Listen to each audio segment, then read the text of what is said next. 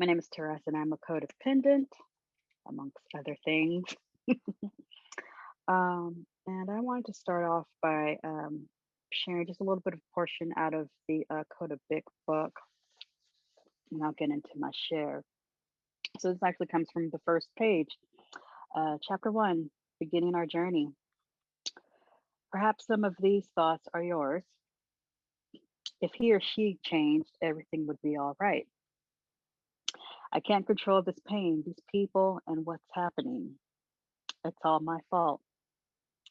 I keep getting into the same bad relationships. I feel so empty and lost. Who am I? What's wrong with me? Our sadness and loss brings us here. We want change. We want it now. We want to escape our misery. We want to feel good about ourselves and live abundant, fulfilling lives. We want happy, healthy relationships. If any of the preceding thoughts are yours, then you're not alone.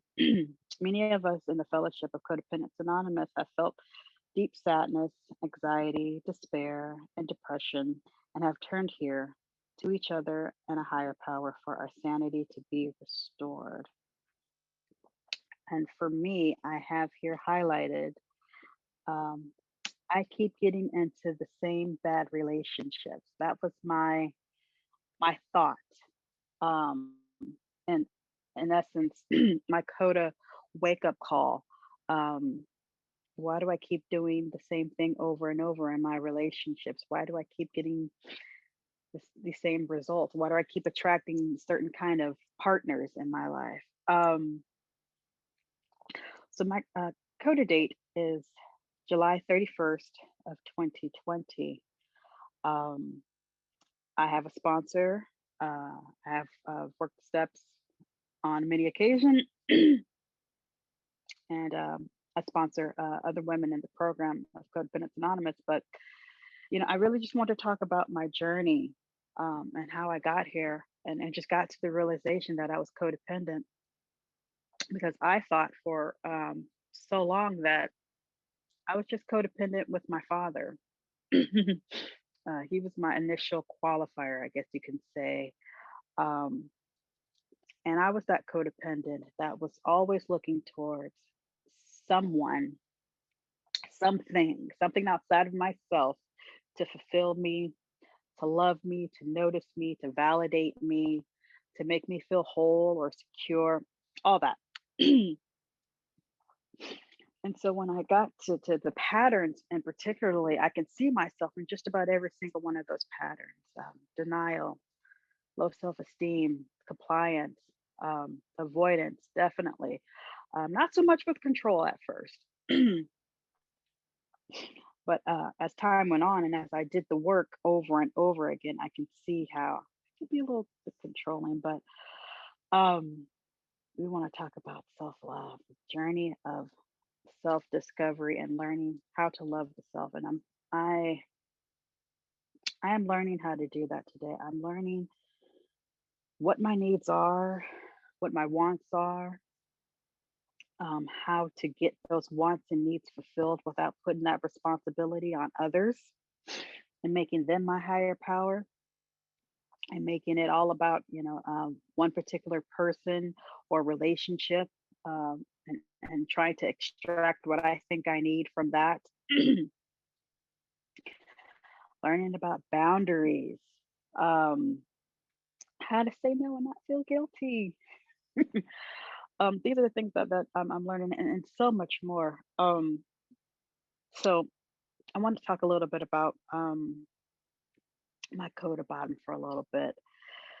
And again, my realization that I need to go to Codependents Anonymous. So I'm also in a different fellowship. I am an alcoholic, and I do am a member of Alcoholics Anonymous. And so, I believe 4 years ago almost, I was interacting with a guy, and I found myself doing the same unhealthy behavior over and over again, which was getting myself involved with someone intimately without really knowing them, and not actually doing the things that I needed to do to actually get comfortable with knowing this person, allowing them to get to know me.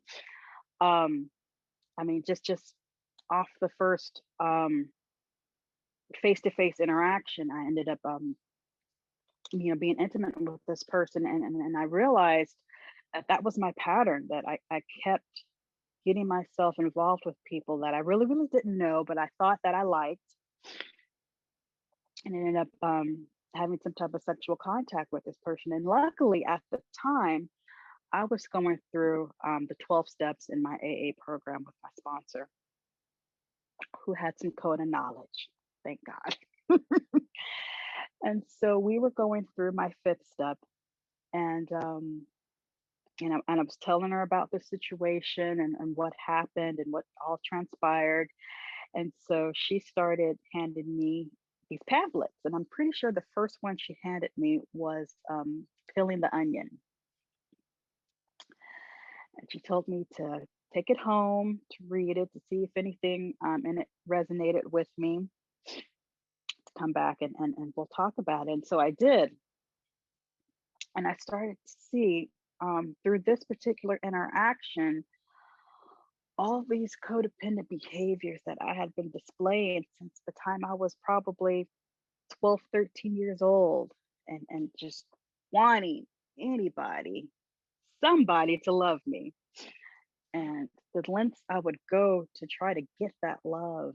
Um, I mean, anytime I've ever been in a relationship or I was dating with someone, I mean, self was just really put on the back burner. It was all about that person and getting that person to see me a certain way, to love me the way I wanted them to love me. Um, I would just become a chameleon, basically. And I would say and do and act, a certain way that I thought would appease that person. Um, and then come to find out that I'm not only codependent in dating situations and things like that. I'm codependent with family, and I tell you, working this CoDA program, that's the area hardest to work when it comes to working this program to the best of my ability, especially as far as speaking up when I need to and saying what I want and setting boundaries and things like that because I don't want to upset anybody. I don't want to piss anyone off. I don't want to step on anyone else's toes. I want to be a peacekeeper, and I don't want anyone angry at me. I think, like I said, these are some of the things that I've learned over time. So anyway, fast forward maybe about a year later from that particular incident, I got officially got into Codependence Anonymous. Um, my sponsor was telling me about a CODA group that a friend of hers was starting, and so I started going to that. A few months later, I signed up to start working the steps in CODA, which was definitely a game changer for me because I got to see who Therese is and how she's behaved, her thought process, um, and the things I needed to do to change myself. It used to be for so long that the driving force of my life, the thing that I wanted more than anything, was a partnership, was a relationship. Um, and I felt like my world had no meaning if I wasn't in a relationship. Um, and I felt like that was the goal for me because I kind of had everything else. I had my career figured out for the most part. If I could just find that one person, um, I would be okay. I would be happy. Um, I would feel like life had meaning, particularly my life would have meaning. I can have somebody to share my life with. Today, it's not like that. It's not like that at all. For me today, it's about spiritual progress and spiritual growth, about deepening my relationship with my higher power, who I call God. And luckily, when I came into the rooms many years ago, I had a higher power of my own understanding. I just wasn't as connected as I would have liked to been. And through this process, I've learned um, that when I put my focus and attention upon my higher power and developing that relationship, I don't need to look outside myself for what I think I need or want. I can be whole in myself without feeling the need to be validated by others or feel the need to be liked or looked upon a certain way. I can just be and I can allow others to do the same. um, I've definitely been in practicing emotional sobriety and how that definitely ties into my CoDA recovery. It used to be I needed certain things to be okay. It's supposed to be a certain way for me to be okay. Excuse me. Whereas today, I'm learning that I can be okay even when things don't go my way, even when folks don't show up for me, even when things aren't exactly as I want them to be. I can be okay, and I don't have to throw a temper tantrum. I don't have to act out. I don't have to blame anyone. That was my other thing. It was never necessarily my fault. Things weren't showing up, or life wasn't showing up how I wanted to be. It was someone else's fault. It wasn't me. You know, if this person showed up how I wanted them to, then I would be okay. That it's completely different today. I'm learning that life does not have to be a certain way for me to be okay. Um, and I'm learning how to show up for myself. I'm learning what my boundaries are, and how to establish them and set them. um, I like to say currently I am in 4 workshops actually, because this work is so meaningful to me. It's just so profound. So I facilitate a 12-step workshop, a CoDA 12-step workshop every Monday. I'm actually starting the process of going through the steps again for the fourth time. And then I am in 2 book studies. Um, one dealing with learning how to love ourselves, book study, and then the other is learning how to set boundaries. And for me, this is where the magic happens. This is where I get to know who I am. Um, and I get to see myself in very many different ways. I get to see my codependent behaviors. I get to see how I show up. I get to see um, in what areas and what relationships that I still need there's work still to be done. I think the biggest one right now um, is my relationship with my mom. Um, and I think that the biggest thing I need to work on in that particular relationship is saying what I need to say when I need to say it, and to do so in a loving and kind way. Because a lot of times, my mother would do or say something that I get triggered by, and a lot of times I don't say anything because I don't have the language. I think it is. I don't know what to say. I just know that I'm triggered. She rubbed me the wrong way, or she came off a little too harsh. um, and now I don't know what to do with that. And so luckily, like I said, I have a sponsor who's helping me through this process and helping me say what I need to say and how to say it. Um, that's why I love. I believe it's Which promise is it? Hold on. Ah, ha, ha.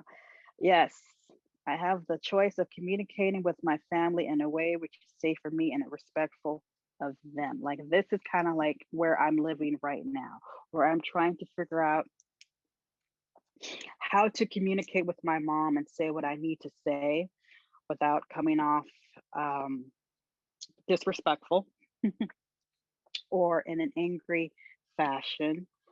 Um, and just say what I need to say without any expectation or ask for what I want without any expectation. So that's kind of like just where I'm at today.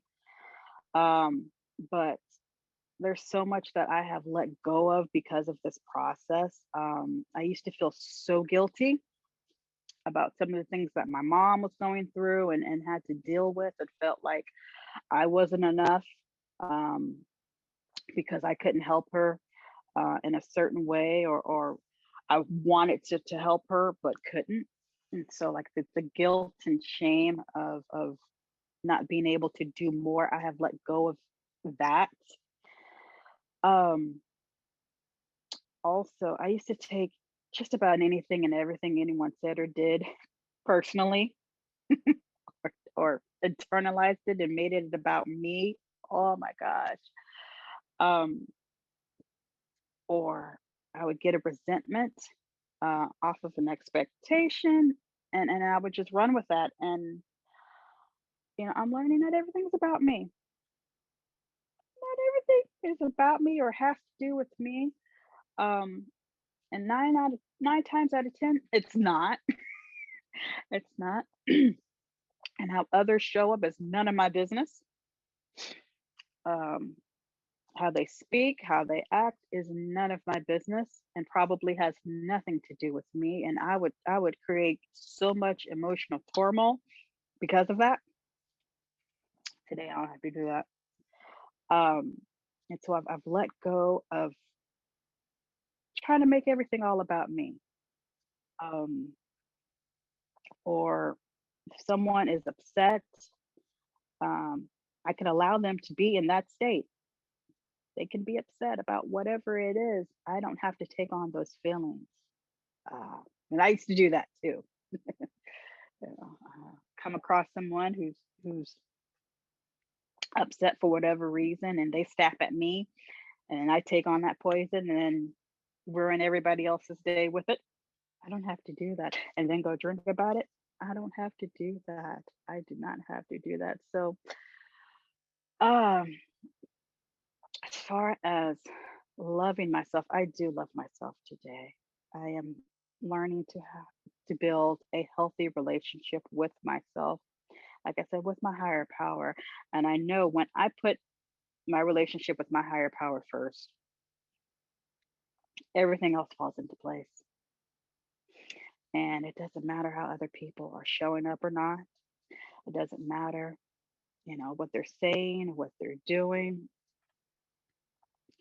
Um, and so for me, one of the ways I do that is by using the 11th step. I think the 11th step is probably my favorite step and tool that I use on a regular basis. So I do have a morning routine where I meet with God before I meet with the world, before I meet with anybody else, um, most often. So I get up, I have a few like daily um, meditation readings that I read. I spend at least 15 to maybe about 30 minutes of meditation just about every morning. Um, I do a gratitude list just to get myself centered for the day, and then say a prayer, then going about my day. And a lot of times when I do that, when I remember to do that, connect with God before I connect with anybody else, my day goes so much smoother. And if there are some bumps in the road because I have that connection with my higher power, um, I can turn to to that spirit at any point in time during my day. I could start my day over if needed at any time during the day. I notice when I don't do that, when I don't make that a habit and a practice, I'm getting up on self will. It's all about thrust and what I want, and I'm bulldozing my day. um, excuse me. But when I center myself in God, like I said, everything falls into place. Anywho, yeah. So these are the things that I am learning, and the cool thing about this work is that every single day I'm learning something new about myself, um, and how I show up in the world and in my relationships. Now,